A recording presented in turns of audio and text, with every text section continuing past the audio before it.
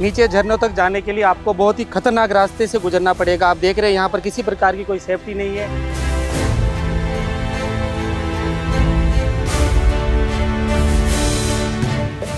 ऊपर इधर पीछे की तरफ एक गुफा और उसमें गुफा है, तो गोरेश्वर महादेव है और महादेव की 2 आंखें भी है। ये माँ यहाँ तपस्या करती थी, माँ इधर से नजर रखती, भोलेनाथ यहाँ से नजर रखते थे। अच्छा,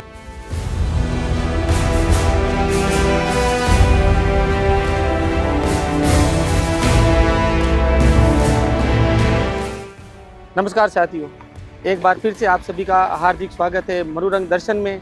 मरुरंग दर्शन के इस सफ़र में आज हम आपको लेके चल रहे हैं गौरी धाम में। जहां मैं खड़ा हूं वहां से मात्र 5 किलोमीटर की दूरी पर अरावली की पहाड़ियों में ये खूबसूरत धाम है। यहां तक पहुंचने के लिए आपको, अगर आप ब्यावर से आ रहे हैं तो लगभग 90 किलोमीटर की यात्रा करने के बाद आप पहुँचेंगे NH 58 पर स्थित बाघाना गाँव में। वहाँ पर यह बोर्ड लगा है, वहाँ से आप है जो लगभग 5 किलोमीटर अंदर चलेंगे और वहाँ से 4 किलोमीटर आपको ट्रैकिंग करके गौरी धाम तक पहुंचना होगा। तो चलो चलते हैं और आपको करवाते हैं इस अलौकिक पावन धाम के दर्शन।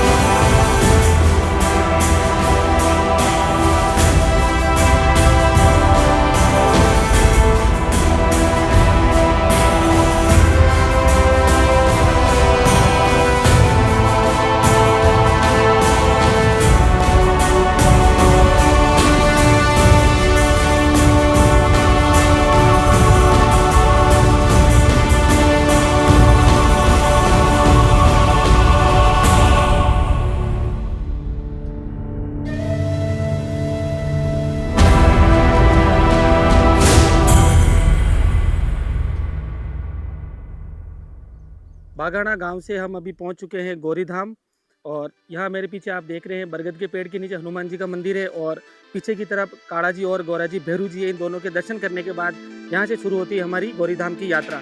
लगभग आपको 500 मीटर के आसपास ट्रैकिंग करके गौरी धाम तक पहुँचना पड़ता है और इस रोमांचित यात्रा में आप है जो अपनी सावधानी का पूरा ध्यान रखें।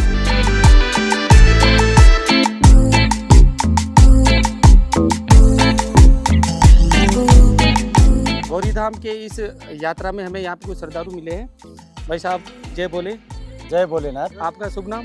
मोहनलाल डंगी, निवर्तमान सरपंच ग्राम पंचायत गोहाना, पंचायत समिति बड़गा, जिला उदयपुर से है और हमारे गोहाना गांव में एक आश्रम है, परमानंद आश्रम। अच्छा। वहाँ की पूरी टीम आज 15 अगस्त के दिन भ्रमण के लिए, पिकनिक मनाने के लिए यहाँ आई है, जिसमें हमारे आश्रम के सभी जल भक्त और भक्तजन हैं।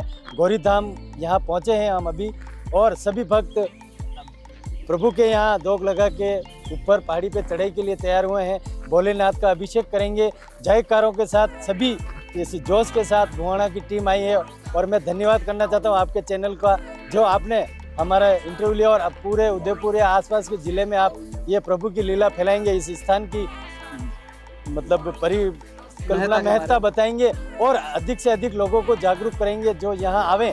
पर मैं आप सब लोगों से एक निवेदन करना चाहता हूँ, किसी भी आप स्थान पर जाएं उस स्थान की गरिमा जरूर रखें। बिल्कुल।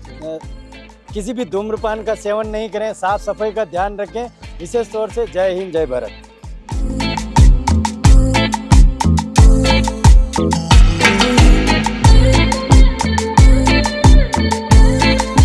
अभी हम गौरी धाम पार्किंग से सिंगल रास्ते पर ट्रैकिंग करते हुए आधे रास्ते तक आ चुके हैं। इसके दौरान आप जब इस ट्रैकिंग करते हुए आओगे तो जंगली जानवरों से अपने को सावधान रखें, अपने को बचा कर रखें और जो खाने पीने की चीज़ें आप साथ में लेके आते हो इसको इधर उधर ना फैले। इस प्राकृतिक वातावरण को है जो ऐसा ही बनाकर रखने का प्रयास करें।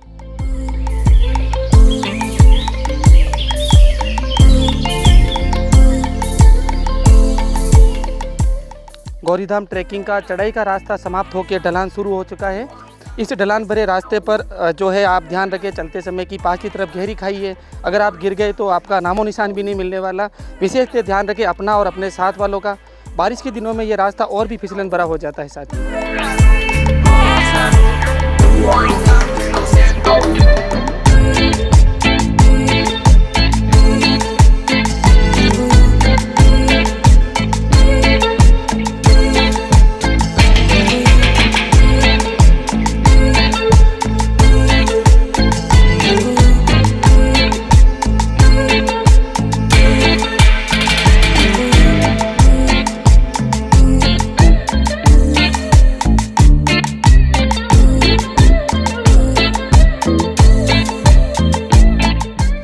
इस समय हम पहुंच चुके हैं मुख्य गौरीधाम कुंड पर और हमारे साथ यहाँ पर महाराज जी विराजमान हैं। महाराज जी प्रणाम। ओम नमो नारायण। आपका शुभ नाम महाराज जी? हमारा गुरु महाराज का दिया छोटा सा नाम सागर गिरी जी। सागर गिरी जी। सागर गिरी जी महाराज, आप हमें इस गौरीधाम कुंड की स्थापना के बारे में और इसकी जो महत्ता है उसके बारे में आप बताने रख दीजिए। ये गौरी धाम हमारे बापूजी ने पहले इसको गौरी दो बोलते थे। अच्छा। तो हमारे गुरु महाराज 40-42 साल पहले आए तो इसको धाम बनाया, गौरी धाम। अच्छा, गौरीधाम जी। और यहाँ काफ़ी अधिक मात्रा में बहुत सारे श्रद्धालु आते हैं, यहाँ दर्शन का लाभ लेते हैं। और नीचे 7 कुंड भी है, वहाँ स्नान भी करते हैं। खतरनाक जगह भी है, सबको समझाया जाता है। और यहाँ माँ भगवती ने, माँ पार्वती ने यहाँ हजारों साल तपस्या भी की पहले, प्राचीन समय में। हाँ, माँ गौरी ने, माँ पार्वती ने, माँ गौरी ने। और गौरेश्वर महादेव जी हैं हमारे ऊपर। इधर पीछे की तरफ एक गुफा और उसमें गुफा है, तो गौरेश्वर महादेव है। और महादेव की 2 आंखें भी हैं। ये माँ यहाँ तपस्या करती थी, माँ इधर से नजर रखती, भोलेनाथ यहाँ से नजर रखते थे। अच्छा, माँ भोलेनाथ की ये 2 नेत्र हैं, प्राचीन बने हुए हैं, ऐसा हमारे गुरु महाराज बताते थे मुझे। और फिर आप कितने समय से यहाँ पर विराजमान हैं? हमको 12 साल होने को आई है अभी इस समय। और जो ये यहाँ पर स्थान है, यहाँ पर आप रात्रि भी विचरण यही करते हैं या वापस जाते हैं? यही विश्राम करते हैं हम। और कभी जाना हो तो वहाँ भी जो दोनों स्थान अपने बगीचे और गौरीधाम एक ही है, अलग नहीं है। अलग नहीं है। हाँ। तो जंगली जानवरों का कोई किसी प्रकार का भय आज वैसे तक अभी तक तो कोई श्रद्धालु को भी नहीं हुआ है। अच्छा। ना कोई साधु संत को हुआ है। इतनी माँ के प्रति आस्था है, ऐसा नहीं हुआ है। और पहले हमारे गुरु महाराज के मास्यात गुरु भाई थे। अच्छा। तो वो भी किशनगिरी नाम था उनका। अच्छा। वो यहाँ तपस्या करते थे, तो वो भी कई साल यहाँ रह के तपस्या की उन्होंने। जब तो इधर कुछ भी नहीं था। अच्छा। सामने की गुफा बंद थी, छोटा सा एक दरवाजा था। अच्छा, ये गुफा बंद थी है ना? हाँ, सामने से बंद थी। फिर मंदिर को बड़ा भी किया, पहले छोटा था, छोटा बड़ा बना किया उसको। और यहाँ ऐसा भी बताते हैं कि हमारे गुरु महाराज बोलते थे कि यहाँ गणेश जी का सिर भी काटा गया है। अच्छा। ऐसा महापुरुषों का कहना है। अच्छा, गुरु महाराज के महापुरुषों का भी कहना था कि क्योंकि ये बात तो है समझो कि आज की तो है नहीं है। पृथ्वी कितने बार उलट पुलट हुई है, तो प्रलय तो होती रहती है। अब ऐसा दिव्य दृष्टि द्वारा लोग बोलते हैं। और हमारे गुरु महाराज का, महापुरुषों का ऐसा कहना है कि यहाँ गजानन का सिर यहाँ काटा गया था। अब वो यहाँ की है बात है, कहीं की है, ऐसा बताया गया है। अच्छा, ठीक है महाराज, आपसे जो है और इस सावन महीने कुंड के में बारे बहुत सारे श्रद्धालु आते हैं, भोलेनाथ का अभिषेक करते हैं, माँ की सेवा चलती रहती है। मुख्य मेला वगैरह कुछ इस स्थान पर? हरियाली अमावस पे मेला होता है, हरियाली गुरु पूनम पे भी मेला होता है, नवरात्रि में भी काफी श्रद्धालु आते हैं और छोटे मोटे प्रोग्राम चलते रहते हैं। श्रद्धालुओं के लिए जो यहाँ पर आते हैं उनके लिए कुछ आप विशेष आपकी तरफ से उनके लिए जो है सेफ्टी के लेके कुछ कहना चाहते हैं? श्रद्धालुओं के लिए तो ये कहना चाहते हैं कि आओ और यहाँ दर्शन करो, लेकिन फालतू का कार्य नहीं करना चाहिए। उनको अपने कर्म को पहचानना चाहिए, अपने आस्था को पहचान के तो अति अच्छा लगे। और उल्टा सीधा करे या कुछ उसको डिस्टर्ब करे सनातन को, तो ये बात अच्छी नहीं है। इतना ही मैं कहना चाहता हूँ।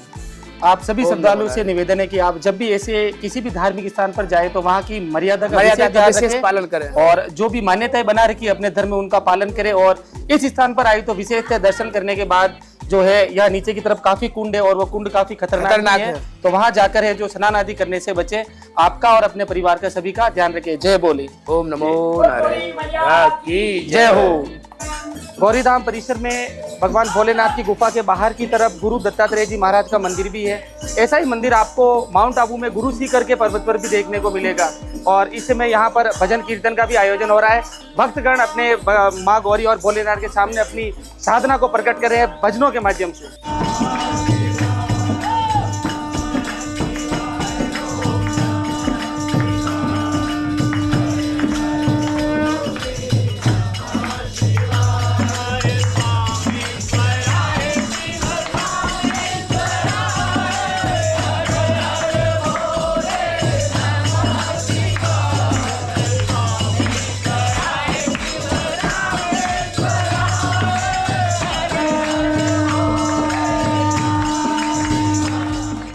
गौरीधाम परिसर में ही माँ गौरी के मंदिर के पास एक गुफा है। यहाँ पर भगवान भोलेनाथ ने काफ़ी लंबे समय तक तपस्या करी थी और जैसा महाराज जी ने हमें बताया कि यहाँ से है जो 2 आंखें बनी हुई है, वहाँ से प्रभु है जो माँ गौरी को देखते रहते थे, निहारते थे। और सबसे जो अलग बात है आपको आम शिव मंदिर में मिलेगी कि शिवलिंग के सामने नंदी जी विराजमान रहते हैं, लेकिन यहाँ पर आपको शिवलिंग और नंदी के बीच में भगवान विष्णु के कर्मू कछुआ अवतार भी आपको यहाँ पर विराजित मिलेंगे।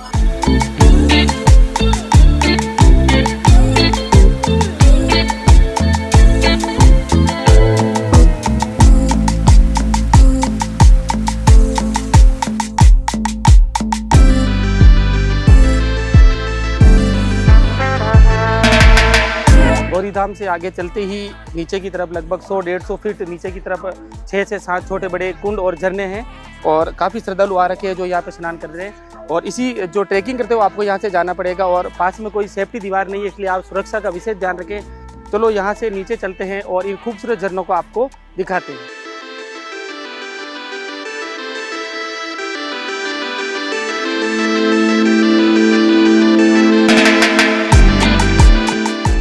नीचे झरनों तक जाने के लिए आपको बहुत ही खतरनाक रास्ते से गुजरना पड़ेगा। आप देख रहे हैं यहाँ पर किसी प्रकार की कोई सेफ्टी नहीं है। आप यहाँ आए, भगदड़ ना करें, एक एक करके चले। और नीचे आप झरने देखिए, यह झरनों में काफ़ी आज जो है छुट्टी का दिन है, काफ़ी श्रद्धालु आ रखे हैं, स्नान का आनंद ले रहे हैं। और सबसे अहम बात, आप इन जंगलों में आते हैं, ऐसे झरने ऐसे स्थान पर जाते हैं तो प्राकृतिक सुंदरता का आनंद ले। नहीं अगर आपने थोड़ी सी भी गलती करी तो इस सुंदरता में आप खो भी सकते हैं। और सबसे बड़ी चीज़, और बारिश नहीं है लेकिन बारिश के दिनों में काफ़ी फिसलन रहती है। आप ऐसे स्थानों पर आएँ तो उस समय है जो एक एक करके चले, भगदड़ बिल्कुल भी ना करें, स्लिप होने का काफ़ी डर रहता है। और आप देख रहे हैं काफ़ी घुमावदार और ख़तरनाक रास्ता है। ऐसे ही रास्तों पर चलते हुए अपने को ऐसी प्राकृतिक सुंदरता का आनंद लेना है, लेकिन सुरक्षा के साथ।